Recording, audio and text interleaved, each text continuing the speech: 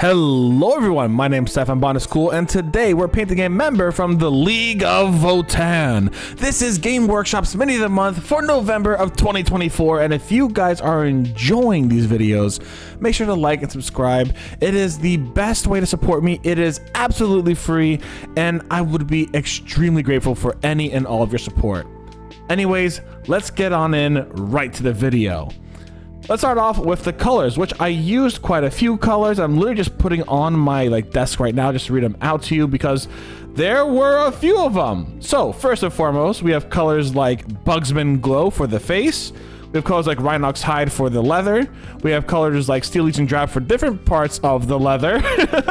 We have colors like Corax White, colors like Lead Belcher, colors like Abaddon Black, and a little bit of Cantor Blue and Mephiston Red. Those are all the Citadel colors I used. When it came to non-Citadel colors, I used Army Painter's Rust Monster, Ghostly Blue, and Silver Dragon. One more thing, actually, I did use a little bit of Averland Sunset, but we'll get on into that in a bit. This was a very fun mini to paint. I enjoyed him, and I quite enjoyed having a different mini. Oh, shoot, you know what? I forgot Otague Brown. Anyways, from Army Painter. I did use that for that one leather strap that the gun belt has. Anyways, I had a lot of fun with this mini because it was both simple and complex in its very own interesting ways. So as an example, when you look at this mini, the mini itself has a lot of detail when it comes to the gun, has a lot of detail when it comes to the backpack, has a lot of detail when it comes to the shoes, but a lot of the big basics there are kind of obvious. You have the coats here, which I put all of that, what is it called again? It is called Rhinox Hide on. And then I started edge highlighting that with Steel Legion Drab, and it looked very well. I'm especially proud of the edge highlighting and the work done on the back, specifically on the backpack. I think that has been some of my best, most technical work I've done to date because it is so smooth and is so crystal clear. I feel like that back part, I got almost at quality of picture quality. It was really, really good. Honestly, that back part is by far my favorite part, and you will see that later on. The front part, I think I got pretty decent as well. However, when it came to the orange and the rust monster on the collar, I wasn't good at that. Orange and yellow seem to be very hard colors to use. Obviously, yellow was a very hard color to use. We saw that with the Helldivers last week. Or last week painting this earlier Monday, literally 2 days ago here on YouTube.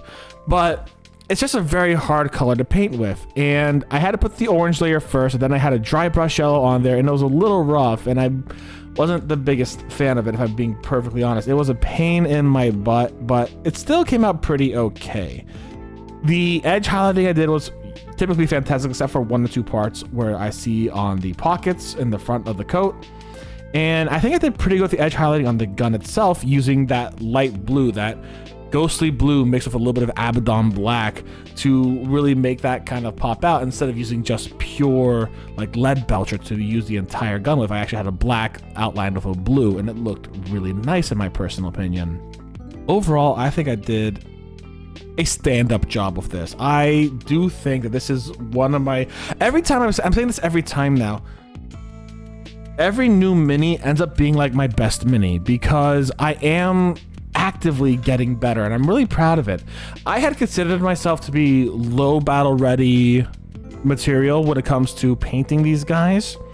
However, it was really nice. We had Dee Dee come and chat, and Dee Dee's like, Steph, you're actually closer towards high battle ready, maybe even getting ready to hit that parade quality level of painting.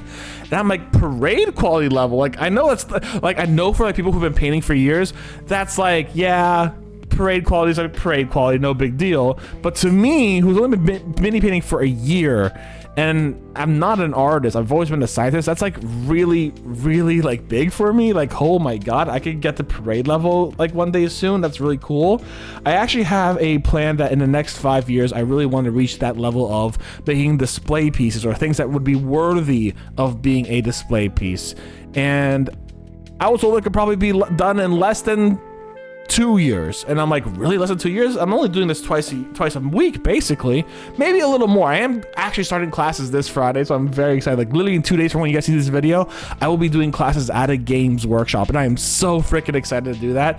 You have no clue. I am so ready to do that. But overall, when I look at this mini, I see a lot of the mistakes I know I make, and 90% of them are all about brush handling and making sure that I can do that. Then there are techniques I need to learn. The eyes, as an example. I don't know how to do the eyes yet. That is just the simple truth of the matter. I have 2 white spots with big old black pupils, and it looks super goofy as hell. I clearly do not know how to do eyes yet. I do not have that brush control to do eyes yet, and I really need to learn that eventually. So that will be a thing I have to do over time and just get confident in it. I can do the beholder's eye, but I think it's freaking massive. It's absolutely huge. Of course I can do the beholder's eye. No big deal. Anyways, at this point, you should see me actually showing you the mini up close and turning it around and all that kind of stuff. And I hope you like the mini. If you are a mini painter and you have any constructive criticism and you can word it in a nice way that's not being like an asshole, leave it down in the comments. I'd love to hear constructive criticism and what you suggest to practice with, or how to practice. I want to practice more, and I will be practicing more just by painting more minis. I don't know if you have any cool techniques you use on paper or something like that to practice brush control. I know I was given a few, but you know, I'm lazy. I do them sometimes, but I don't do them all the time. I do them as much as I need to. If you guys would like to support me in a more intimate way, feel free to check out my throne. Of course, don't feel pressured.